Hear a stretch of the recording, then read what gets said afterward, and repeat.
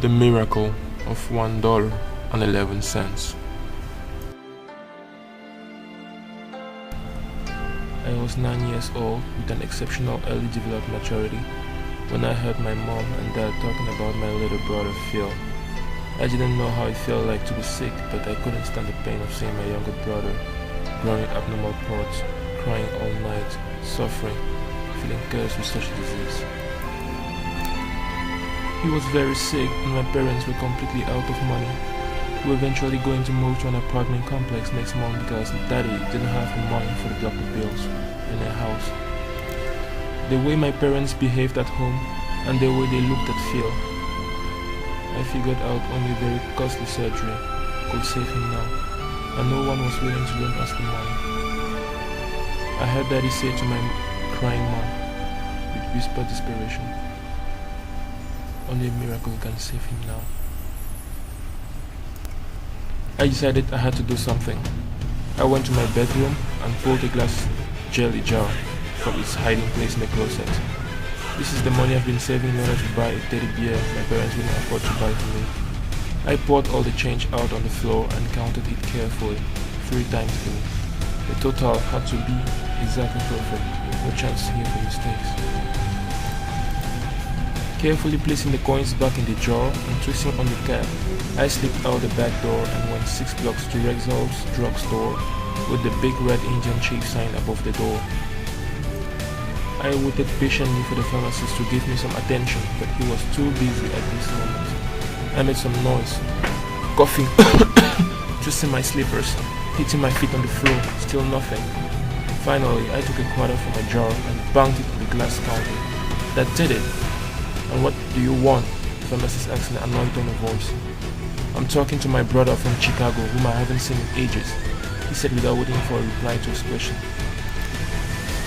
"I want to talk to you about my brother. He's really sick and I want to buy a miracle." "I beg your pardon," said the pharmacist.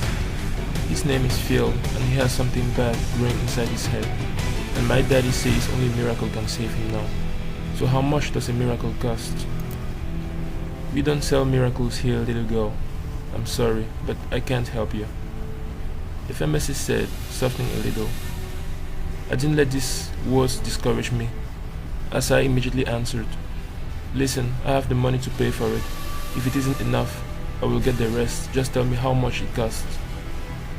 The pharmacist's brother was a well-dressed man. He stood up and asked me, "What kind of miracle does your brother need?" "I don't know," I replied with my eyes welling up. "I just know he's really sick and mommy says he needs an operation. But my daddy can't pay for it, so I want to use my money." "How much do you have?" asked the man from Chicago. $1.11.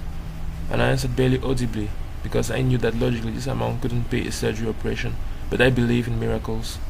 I added, "And it's all the money I have, but I can get some more if I need to." "Well, what a coincidence," smiled the man. $1.11, the exact price of a miracle for little brothers.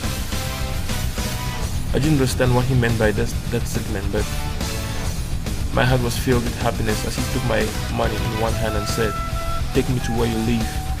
I want to see your brother and meet your parents. Let's see if I have that kind of miracle you need." That well-dressed man was Dr. Dimitri Willon, a surgeon specializing in neurosurgery. The operation was completed without charge, and it wasn't long until Phil was home again and doing well. Mom and Dad were happily talking about the chain of events that had led us to this place. That surgery, and Mom whispered, was a real miracle. I wonder how much it would have cost. Her facial expression as she said this is the best thing I've seen in my whole life. Knowing I could have lost my brother, I smiled and thanked the Lord.